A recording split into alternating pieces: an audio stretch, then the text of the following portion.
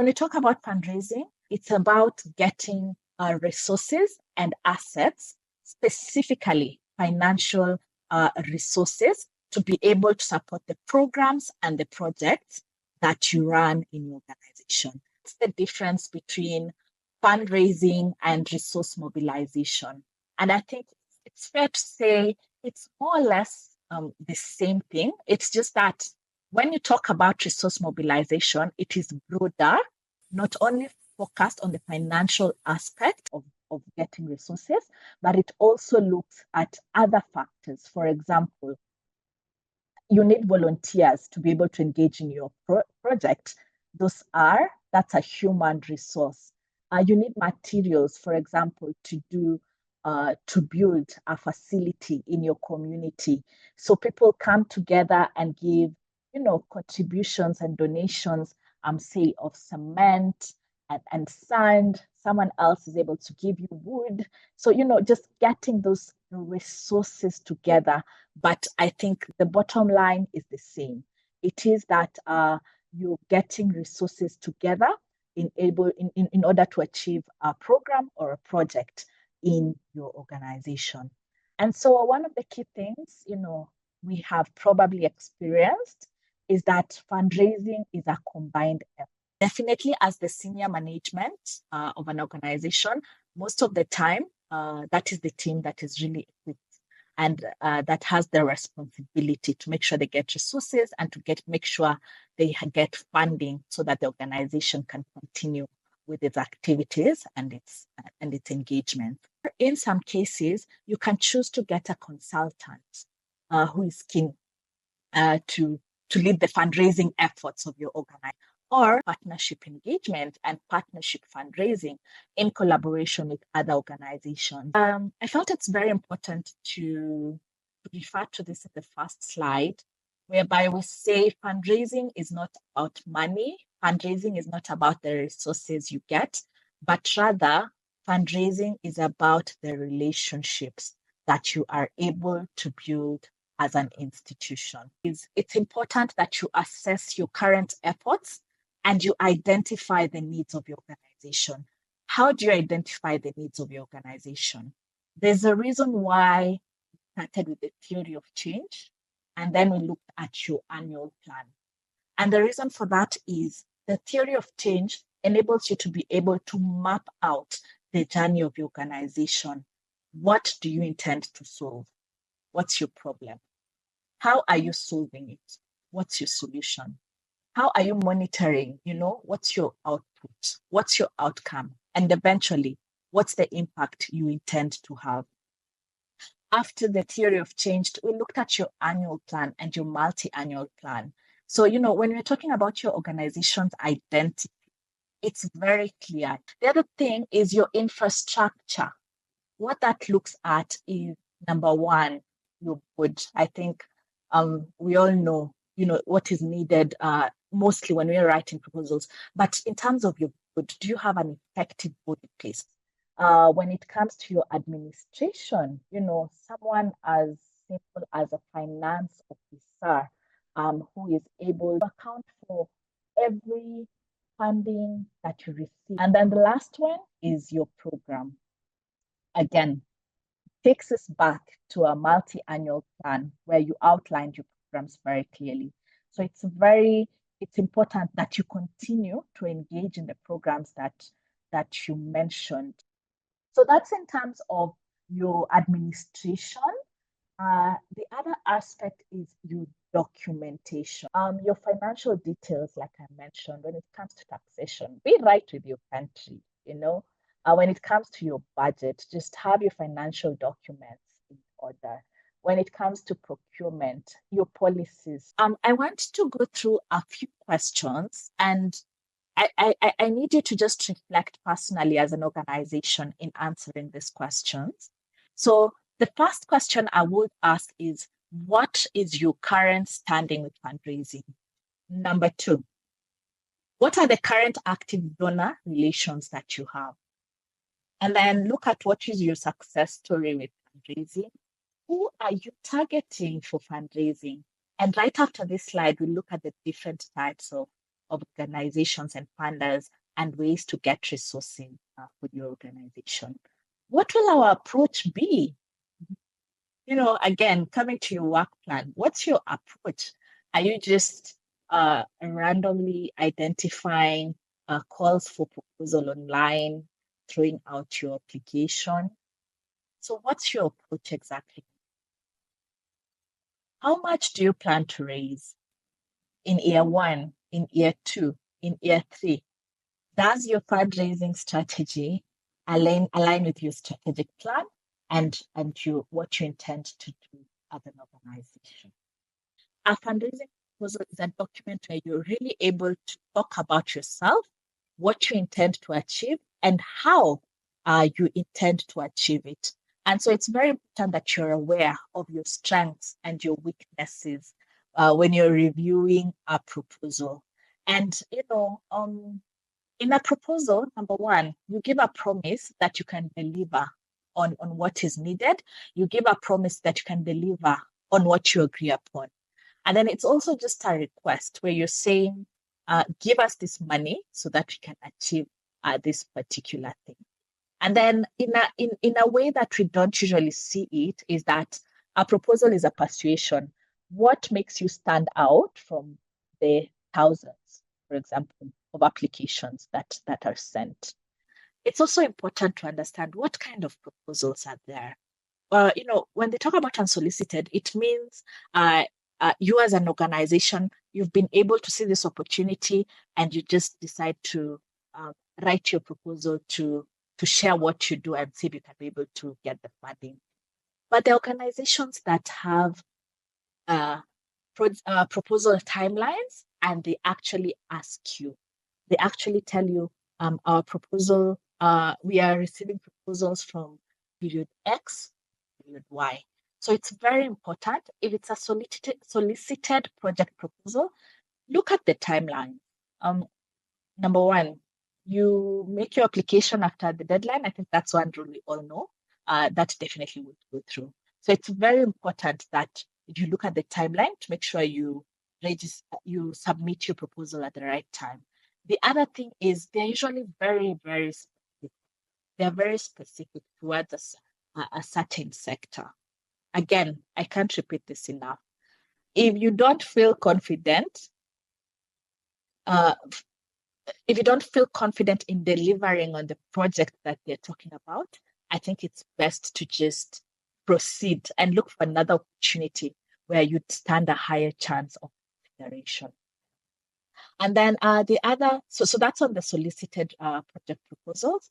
Just make sure. Oh, and the other thing is you need to adhere to the donors guidelines. So sometimes what they'll do, and I really love this actually, is they give you like a questionnaire and they tell you in 500 words, explain to us how you'd engage in this, and this. Of course, we have the unsolicited project proposals.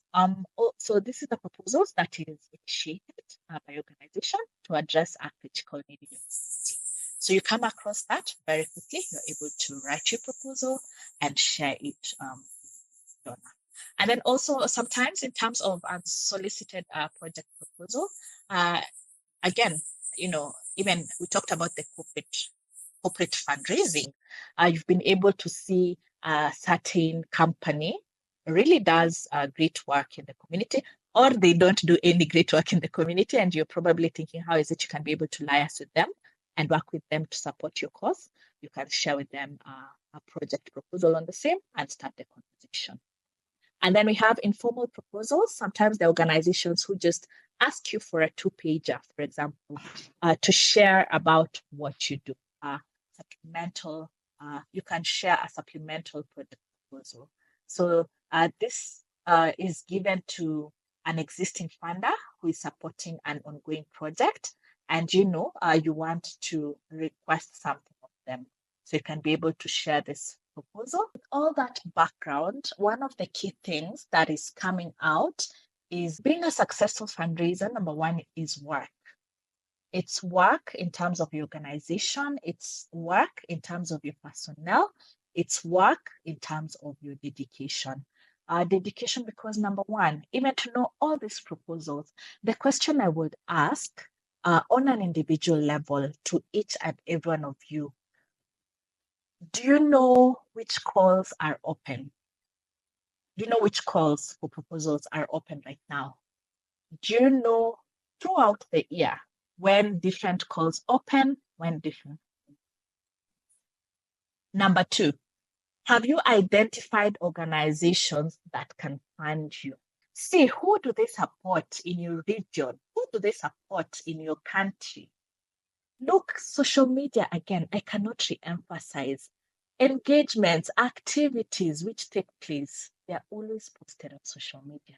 In our community, always hear about there are organizations which are very intentional. For example, I'll give you a good example. I know about the Philanthropy Organization of East Africa. They always have engagements in the different countries, and they have an open call for NGOs to attend.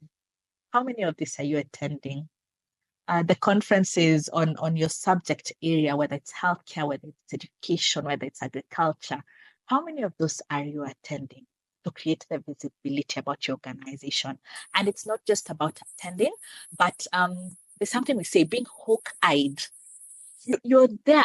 Like by the time you're getting there, you've already looked at who is in the panel and who interests you as an organization, and you've already figured out how are you to have a conversation with these individuals.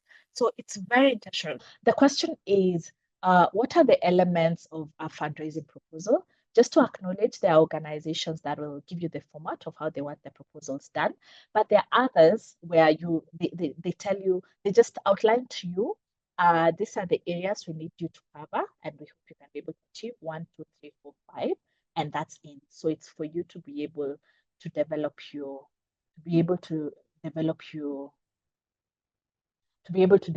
proposal.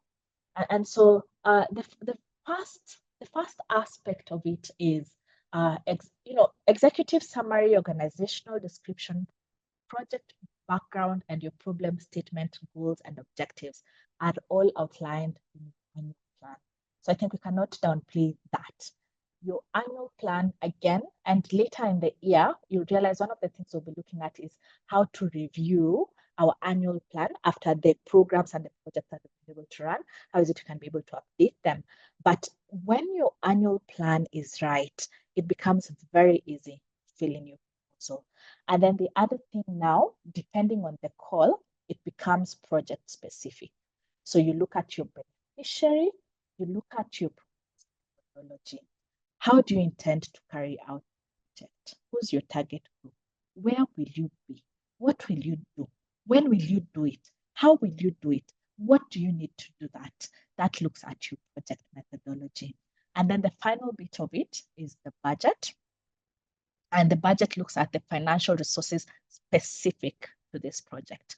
So again, in your annual plan, if you're able to clearly outline all your programs and the overall budget needed by the organization, all you need to do is just go extract. Since this project is asking about education, extract your budget from the education and then align it to the proposal that you're creating. After that, the most important aspect is always about monitoring and evaluation. And what that does, remember, in fundraising, we keep talking about your progress and what you have previously achieved, your progress and your impact. How you're able to evaluate, how you're able to know that is because you carried out monitoring and evaluation of your projects. And then the one thing we never forget, especially for us, here is at the end of the day, we're trying to see how is it we can achieve sustainability. How is it that internally in our own organizations we can be able to create our own resources. So it's always important in everything you do, think about the aspect of sustainability, the future of your fundraising as your organization. And you can see very clearly, and I think this has come out, networking is one of the strongest strategies to use. So go out there, write email, LinkedIn. We are very fortunate that with LinkedIn nowadays, you can be able to reach out to someone and hopefully they'll respond. Shoot your shot, engage with people, and share experiences, let them know what you do. And that way, word of mouth especially and references go a very long way in enabling us to create those networks. But also the other thing we cannot downplay is online fundraising and social media fundraising. So we've talked about crowdfunding. We've talked about online donation platforms, which I'll share so that we can start knowing about them. And then there's no one shoe fits all strategy. Even from our initial story sharing, we can tell, one will write 1,000 proposals and get 100 responses. Someone else will have a conversation and then they're able to get a donor to engage with them. Someone else will be able to reach out on social media, use social media, they're able to get their resources. So there's no one shoe fits all strategy. Always keep innovating, keep trying to see what works for your organization, what works for your region. And then map out, one of the key things we encourage is map out different funders, know when calls open and when calls close. So in my research, I was able to identify there are organizations that actually have already mapped this out. The only challenge is they need they need you to register with them. And so I hope at the end of this, we can be able to share probably some of the platforms that we know that have mapped out funder calls that we can be able to engage with. And then the other thing is when you're making your application, I think I've covered this, consider the priorities of the funder and not necessarily your own. Make sure you align to what the funder needs and you align very well in writing your proposal. Numbers don't lie. Use credible data. So it's very important at this stage, start to be very intentional on your monitoring and evaluation so that from that process, you're able to acquire the data that takes you to the next level of fundraising and it allows you to prove the impact that you have. Keep it simple, keep it easy as you do your proposals. Speak to the funder and what they're looking for. And I think overall, the goal is as you network, it's also, someone talked about send a thank you. It's really about what is the relationship that you develop. And then the other thing, when a donor says no, it means not now. So keep the hope, and there'll never be a perfect time to begin. So whatever resources that you've got now, start from where you are with what you've had, and then we continue to grow together. That's why we're here as Impact Direct.